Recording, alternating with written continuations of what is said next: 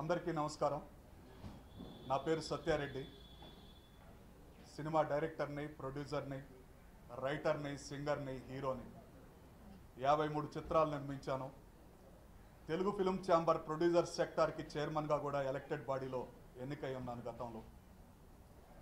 ఇప్పుడు విశాఖ ఉక్కు ఆంధ్రుల హక్కు అనే నినాదంతో 32 మంది ప్రాణ త్యాగాలతో సాధించుకున్నటువంటి విశాఖపట్నం స్టీల్ ప్లాంట్ ప్రైవేటీకరణ కాకుండా ప్రజా యుద్ధ నౌక, విప్లవ కవి అయినటువంటి గద్దరన్న ఆఖరి చిత్రంగా ఉక్కు సత్యాగ్రహం అనే సినిమాను నిర్మించాను. ఈ సినిమాలో విశాఖపట్నం స్టీల్ ప్లాంట్లోని అన్ని కార్మిక సంఘాలు, సంఘ నాయకులు, భూ నిర్వాసితులు ఈ సినిమాలో యాక్ట్ చేశారు.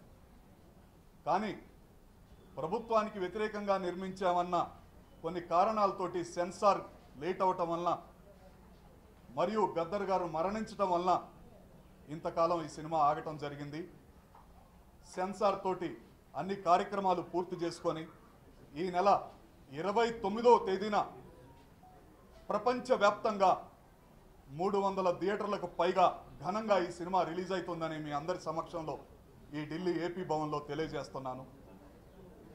అన్ని సినిమాల్లా కాకుండా ఈ రోజుల్లో, ఈ జనరేషన్లో విప్లవ సినిమాలు నిర్మించడం అంటే ఎంత కష్టమో మీ అందరికీ తెలుసు. కమర్షియల్గా సపోర్ట్ చేయరు, కొనేవాళ్ళు రారు, ఇచ్చే థియేటర్లను ఆపేస్తారు. అదైనా కానీ తెలుగు ప్రజల ఆశాజ్యోతి అయినటువంటి విశాఖపట్నం స్టీల్ ప్లాంట్ ప్రైవేటీకరణ కాకుండా ఏకైక లక్ష్యంతో విశాఖ ఉక్కు ఆంధ్రుల హక్కు నినాదంతో ఈ సినిమాను తీయటం జరిగింది. పొద్దు తిరుగుడు పువ్వు పొద్దును ముద్దాడే, తొలి పొద్దును ముద్దాడే, అడవిలో వెన్నెలమ్మ ఆకును ముద్దాడే, చిగురుటాకును ముద్దాడే.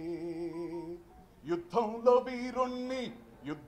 వీరుణ్ణి తుపాకి ముద్దాడే, తూటాలు ముద్దాడే, ఒరిగిన వీరుణ్ణి భూమి ముద్దాడే, రణభూమి ముద్దాడే అంటూ కోట్లాది మందిని విప్లవ భావాల వైపు నడిపించి ఎక్కడ అన్యాయం జరిగినా తిరుగుబాటు చేసే విధంగా ఉద్యమాలు నిర్మించినటువంటి విప్లవ కవి గద్దరన్న ఆఖరి చిత్రం. అంతేకాకుండా ప్రపంచానికి తెలియని ఎన్నో ఘటనలు ఈ సినిమాలో ఉన్నాయి. ఆంధ్ర రాష్ట్రం మద్రాసు నుంచి విడిపోయిన తర్వాత కర్నూలు రాజధానిగా వచ్చినప్పుడు ఏం జరిగింది, తర్వాత మద్రాసులో ఈ స్టీల్ ప్లాంట్ పెట్టాలని ఇందిరాగాంధీ గారు చేసినప్పుడు ఏం జరిగింది అనే చిత్రాన్ని విపులంగా కూడా గద్దర్ గారే రాశారు స్వయంగా. ఈ సినిమాలో 4 పాటలు రాసి పాడి నటించాడు. ఆయన చివరి పాట కూడా ఆయన చనిపోయే ముందే రాసుకున్నాడు. ఆయన చనిపోయిన తర్వాత ఆయన వారసులు ఎలా ఉండాలి, ఉద్యమాలు ఎలా నిర్మించాలని అవన్నీ కూడా ఈ సినిమాలో చిత్రీకరించడం జరిగింది.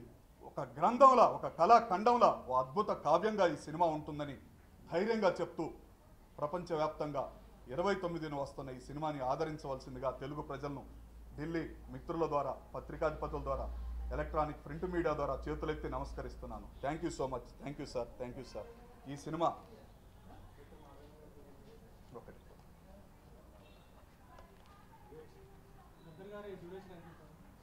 గద్దర్ గారు అర్ధగంట దాకా కనపడతారు, 30 నిమిషాల పైనే. ఇంకా ఎక్కువ నటించారు కానీ సెన్సార్ వాళ్ళు ఆయన డైలాగులు, ఆ పవర్ఫుల్ ఉద్యమ డైలాగుల్ని తొలగించారు.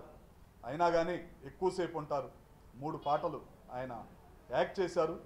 ఒక పాట నాకు ఆయన గాత్రదానం చేశారు. ఆయన ఎవరికి గాత్రాన్ని దానం చేయడు, ఆయన పాట ఆయనే చేస్తారు. సమ్మెని జన్మ హక్కురన్నో దాన్ని ఆపేటి మొనగాడు ఎవడన్నా, సమ్మెని జన్మ హక్కురన్నో దాన్ని ఆపేటి మొనగాడు ఎవడన్నా, అన్నన్న మాయన్న కంపెనీ కూలన్నా, అన్నన్న మాయన్న కంపెనీ కూలన్నా, ఎన్నాళ్ళు ఈ బ్రతుకు ఎదురు తిరగవన్నా, సమ్మెని జన్మ హక్కురన్నో. ఉక్కు ఫ్యాక్టరీ తల్లి దుఃఖంలో ఉన్నది, విశాఖ సముద్రము శోకమై పొంగినాది, సమ్మెని జన్మ హక్కురన్నో దాన్ని ఆపేటి మొనగాడు ఎవడన్నా. ఈ పాటని ఆయన రాసి పాడి నాకు దానాన్ని చేశారు. ఆ పాటని గాత్రదానం చేశారు. మీ అందరి సమక్షంలో ఆయనకు చేతులెత్తి నమస్కరిస్తూ, ఆయన ఆత్మశాంతి కలగాలంటే గద్దర్ గారి అభిమానులు విశాఖపట్నం ఉద్యమం జరిగినప్పుడు ఒక ఆంధ్రప్రదేశ్లోనే పోలీస్ కాల్పులు జరగలేదు. తెలంగాణ జగిత్యాల్లో ఎంఆర్ఓ ఆఫీసు తాలూకా ఆఫీసులో పనిచేస్తున్నటువంటి సర్వేర్ సాయిరెడ్డి అనే అతను కూడా పోలీస్ కాల్పుల్లో ఆ రోజు చనిపోయాడు. ఎంతోమంది ప్రాణ త్యాగాలతో జరిగిపోయిన చరిత్రని ప్రజలు మర్చిపోతున్నారని ఈ చిత్రాన్ని నిర్మించడం జరిగింది. అన్ని చిత్రాల్లాగా కాకుండా స్మగ్లర్లని హీరోలుగా చూపిస్తూ చిత్రీకరిస్తున్న ఈ తరుణంలో ప్రజల కోసం నిర్మించినటువంటి ఈ చిత్రాన్ని ఆదరించాలని తెలుగు ప్రేక్షకులకు, విద్యార్థులకు, యువతకి చేతులెత్తి నమస్కరిస్తున్నాను. Thank you sir, thank you sir, thank you sir. అందరికీ నమస్కారం సార్.